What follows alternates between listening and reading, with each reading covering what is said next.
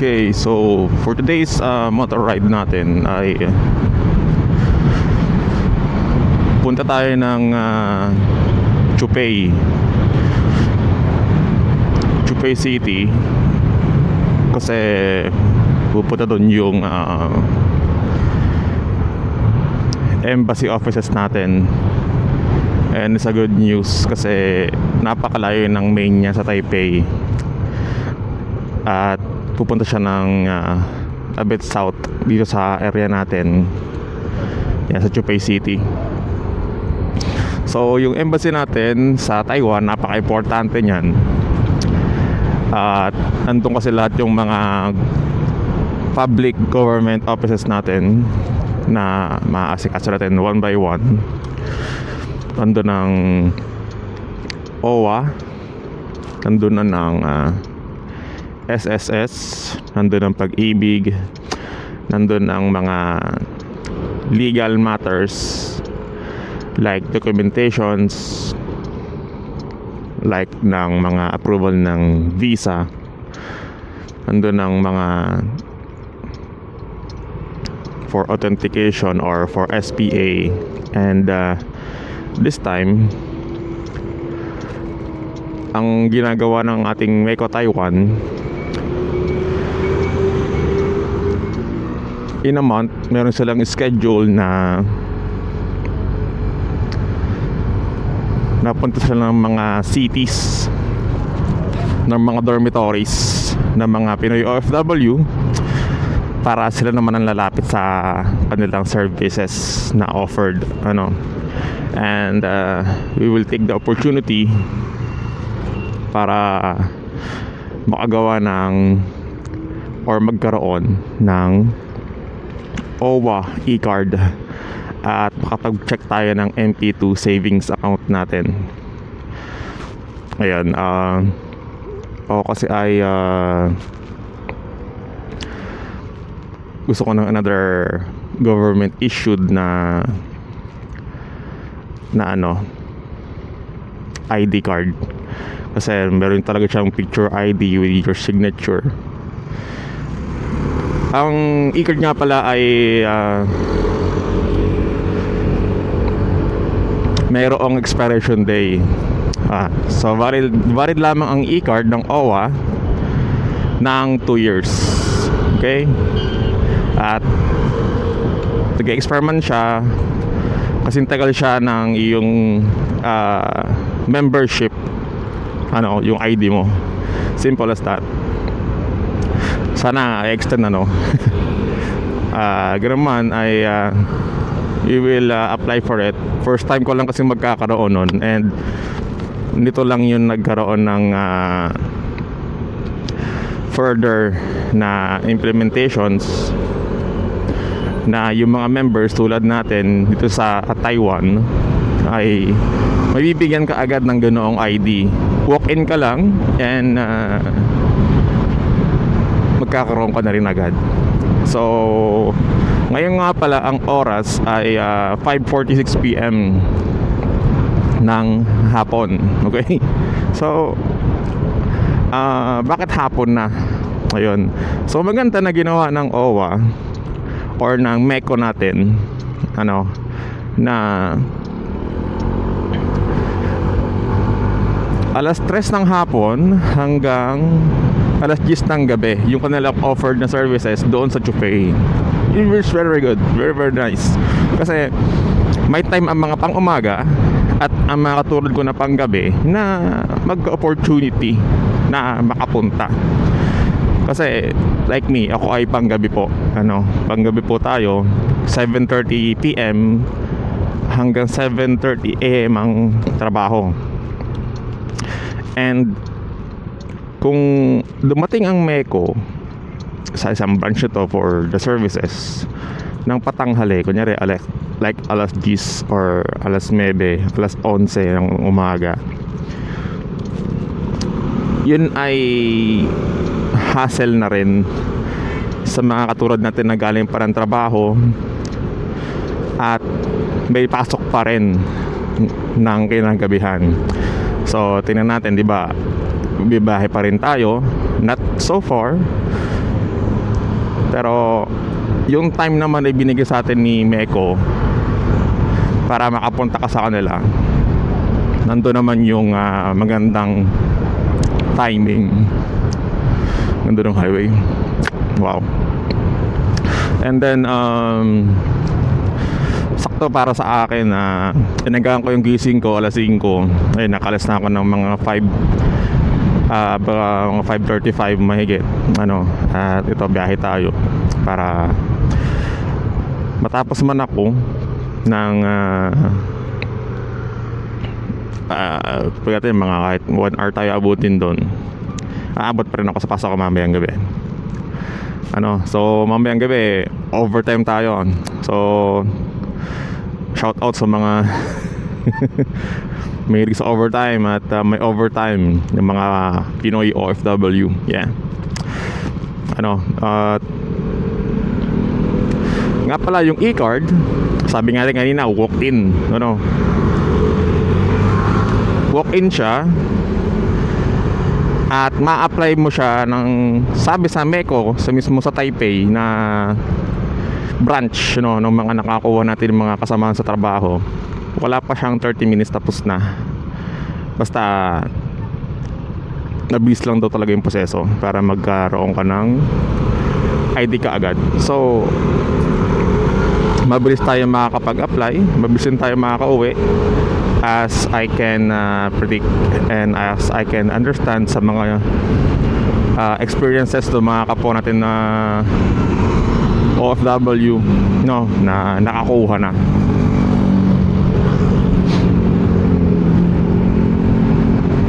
Yan, so mamaya pakita ko sa inyo yung itsura ng e-card. So maraming sakyan uwian na kasi marami ng motor at biyahero sa kalsada. So ako yung manggagaling nga pala sa Huko Township. So yung pinanggalingan kong area ay Science Park. Nandun din yung ating kumpanya sa Huko Science Park, or tinatawag na lang siya na Hsinchu Science Park. At ngayon yun ay malapit sa bayan din ng Sinfong. Yan, Sinfong Township. And then katabi na ng Sinfong Township ang Chupei City. So 3 bayan yung bali na natin babagtasin.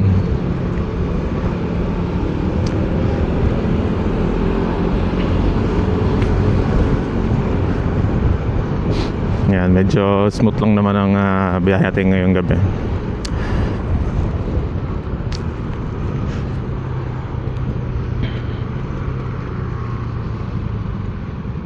Up, turning left.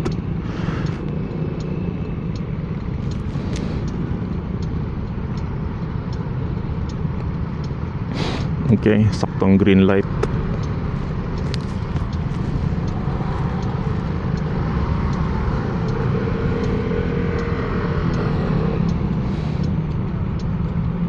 Dami nakamotor.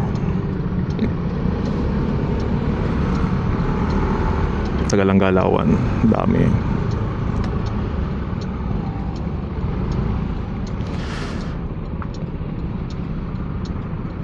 Yun lang. Red light na uli bago pa makalapit sa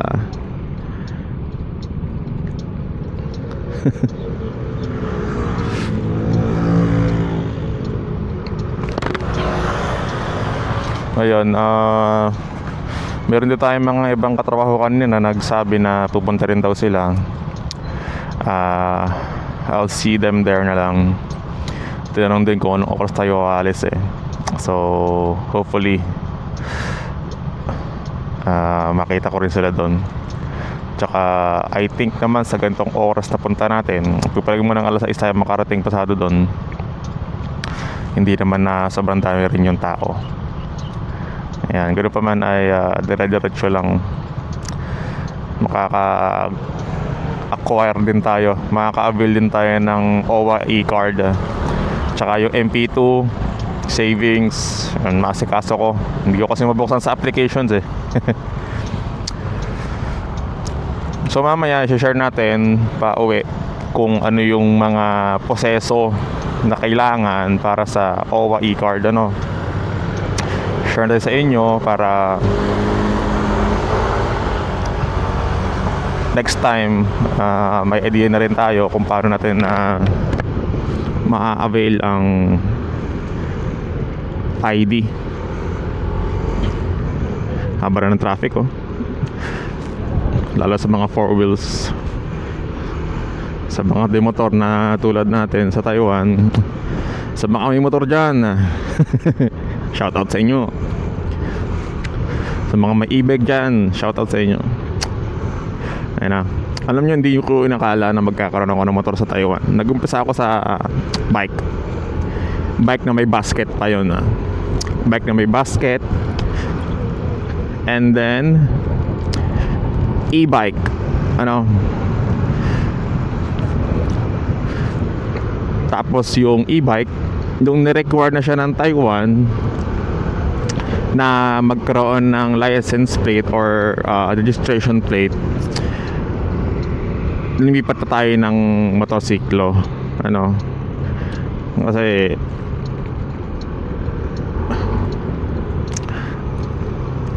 hassle din kasi napupunta ka pa ng ganito ganyan. Nyo naman ang e-bike, very limited lang yung kanyang capacity. At ayokong maranasan din na magtutulak ka kasi nalobat ka. Maganda ang e-bike. Yeah, maganda ang e-bike.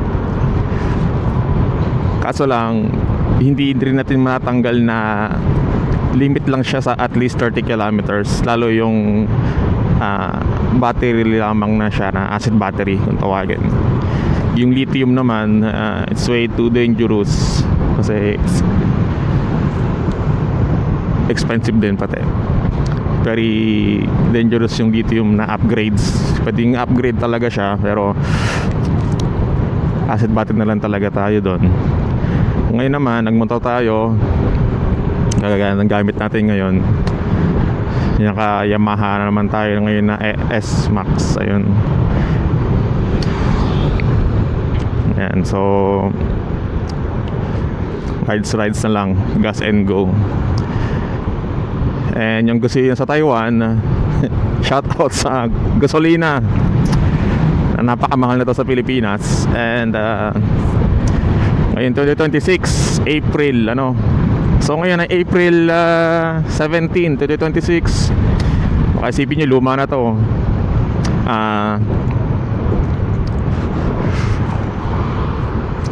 Mahal ang gasolina. Pero sa Taiwan, thankfully, 32 point something yung per liter ng gasolina ko na nagagamit. 92 yung type niya, 92 kasi non-distinction niya dito eh. 92 yung category. Tapos 32 point something, pagpalagay natin 33. So kapag yun ay convert mo to peso, halos gawin mo na lang na times 2. So ipagpalagay mo na meron kang sige, 70 na lang, 70 pesos per liter ang Taiwan na gasolina. Sa ngayon na April 2026, 70 per liter in peso. And so tingin ko mura pa rin talaga. Oops, medyo dikitan na rin ulit dito. Ito nga pala ay malapit na ako sa border ng Chupei at ng Sinfong. Maraming biyaheros.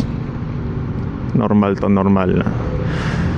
Pero yung traffic naman dito very controlled and in manner yung ating mga kapwa riders and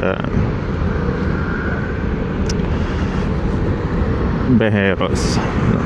Yan ang nakaka-impress sa highway ni Taiwan. Maayos siya at saka red light yung red light. Kasi dito hindi na kailangan ng LTO or mga local enforcers. Camera lang kailangan nila para makita yung mga violators, and there's gonna be easy for them.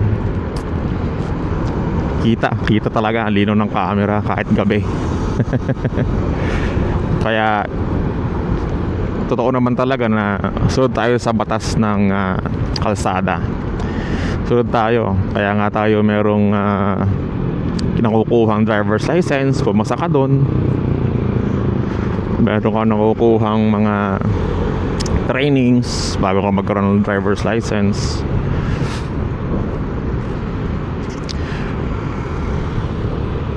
Kaya doon ka lang sa speed limit kagaya niya, no? 50 kilometers per hour. Yan, 50. So stick ka lang doon. Okay, so medyo dikdikan dito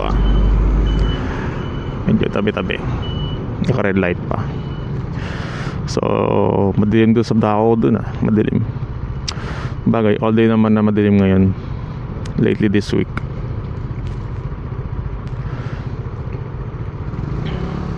So hindi na ako makapag-antay kung itsura ng magiging aking e-card. Doon daw pipicturan Doon daw kailangan picturan. Magsa-sign up lang ng form and ipapakita mo sa teller or sa officer natin ng OWA na you are registered.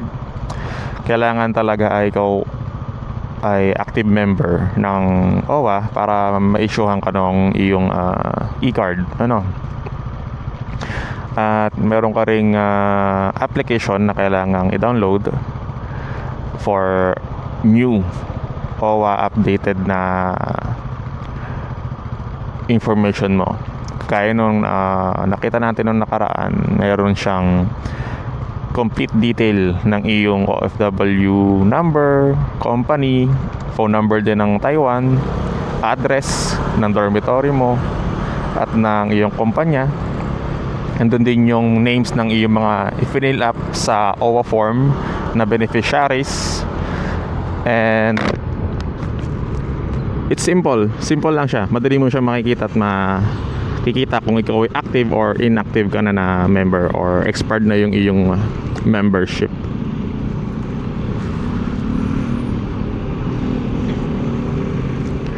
Ganda ng Taiwan, pakaayos.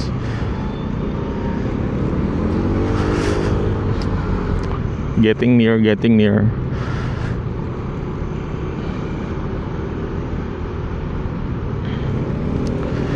Ayaw naman nating sumisingit sa gitna ng kalsada. It's dangerous.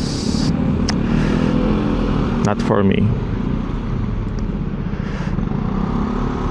Alas 6 na ng gabi. So about 20 minutes na akong nabiyahe po papunta ng Chupay Kia Motors. Yun. Okay.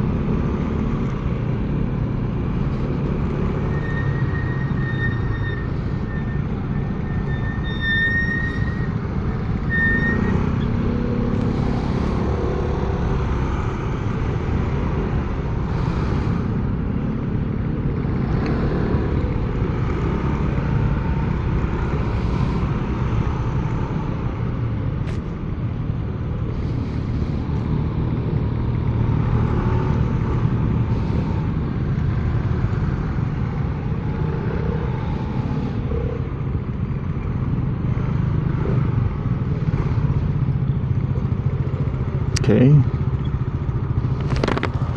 Red light. Kapag ka nag-red light, talagang red light din lahat ng mga kasunod na mga posts.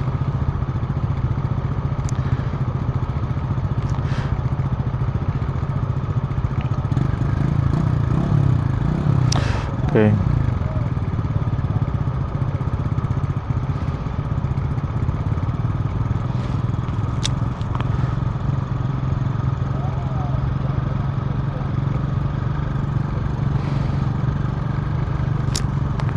Kaya nag green light na yung iba.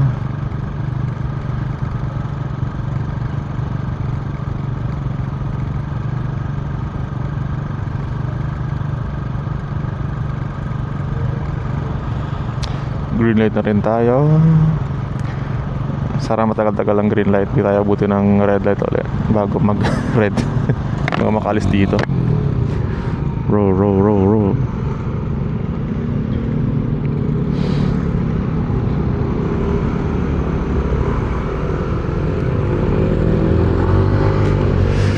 Let's go.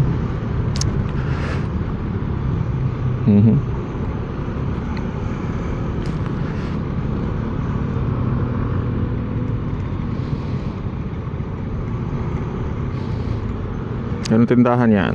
Laki ah. Prutasan, fruit stall. Okay.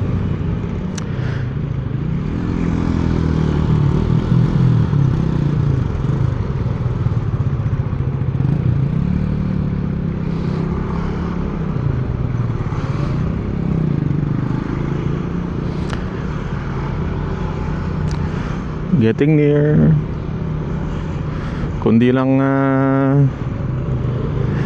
masikip siguro ng konti, nandun na tayo. Malapit na. Oh my. Hindi ba tayong red light? It's fine. No, don't go. Hindi naman tayo para magkaroon ng violation. No. Beating the red light? No. We wait. At least ilang posto na lang nadaanan ko. 1,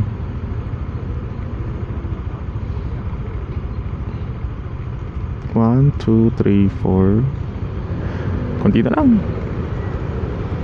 Malapit na rin.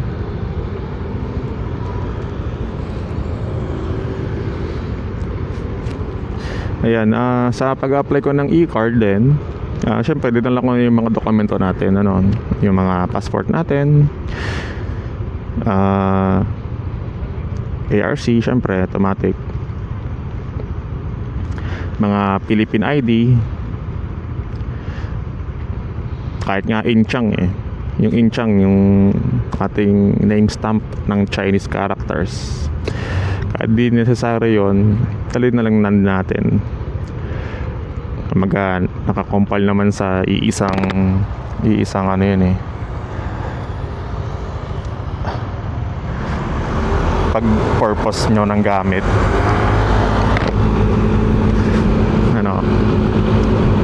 para ready. Hinanta ko na rin yung resibo ko ng OWA kaagad,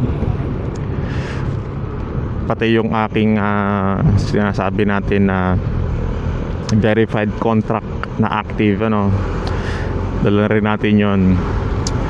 Kasi expect the unexpected, bring whatever you can, supporting documents bilang OFW.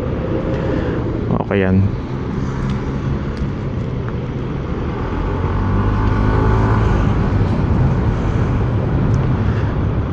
Okay. Ang dami na mga uwi ang estudyante tsaka mga workers, kaya busy na ang traffic. Look at the humans. Yan, mga Taiwanese po yan.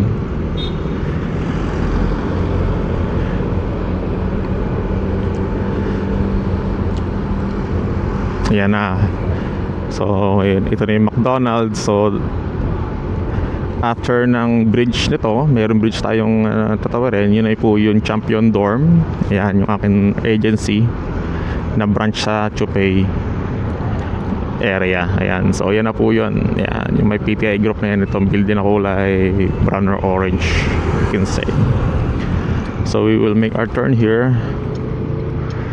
Okay. Ayan. So tatanong tayo dito kung nasaan yung entry. Possible dito siya.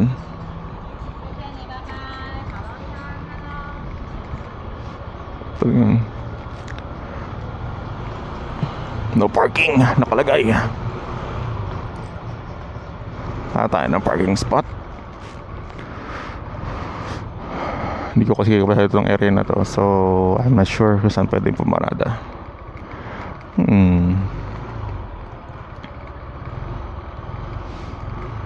May dito ng dormitory ah.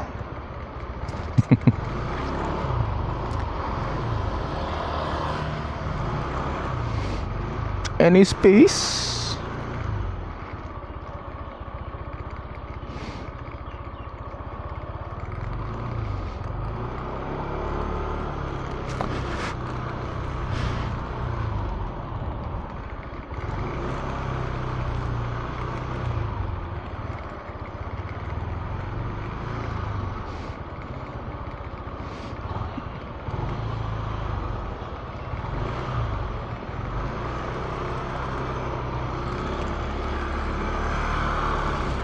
Hindi tayo maparadahan ah. Not good.